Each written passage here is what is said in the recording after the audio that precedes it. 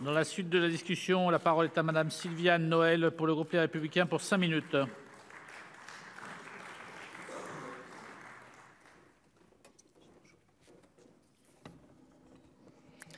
Monsieur le Président, Madame la Ministre, Monsieur le rapporteur, mes chers collègues, défis de la transition écologique, défis du numérique, défis économiques et sociaux, défis démographiques, démocratiques, sanitaires, civiques, sécuritaires, nos élus n'ont jamais été confrontés à autant d'attentes et de bouleversements en tout genre, dans un contexte très mouvant et incertain, où leur pouvoir d'agir est entravé par une perte de pouvoir financier qui s'accroît d'année en année.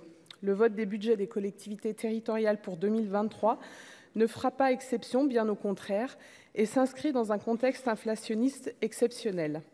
Les collectivités sortiront de l'exercice 2022 avec une dégradation nette de leurs comptes. Surcharge résultant de la hausse du point d'indice, hausse des coûts énergétiques mais aussi alimentaires et des fournitures techniques, ce qui réduira fortement leur épargne brute et contraindra leur capacité d'investissement.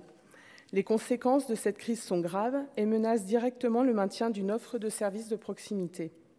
Sur l'énergie, les élus locaux attendent une compensation des mauvais choix de l'État dont ils pâtissent. Ils ne font pas l'aumône, ils attendent simplement du gouvernement la protection qui est due à leur territoire et à leurs habitants, et on ne peut qu'espérer que le bouclier tarifaire proposé par le Sénat soit sauvegardé à l'issue de l'examen de ce texte, tant le dispositif proposé initialement par le gouvernement s'apparentait à une usine à gaz dont bien peu de collectivités auraient pu au final prétendre.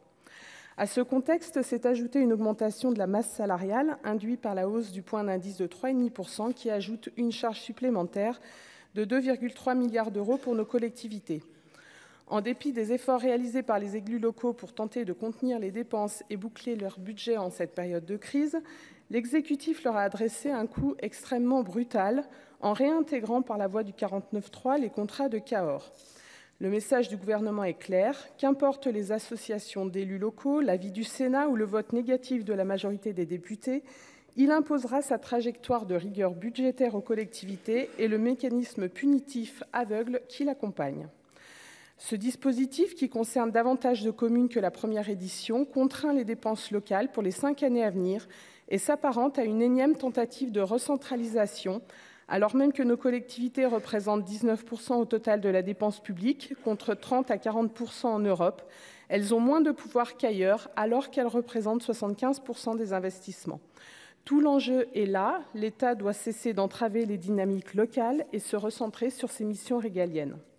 En outre, 2023, déjà marqué par la suppression de 100% de la taxe d'habitation pour nos concitoyens, l'État revient à la charge avec la suppression d'un autre impôt local, la CVAE. Encore une fois, l'État choisit de supprimer un impôt qui ne lui appartient pas.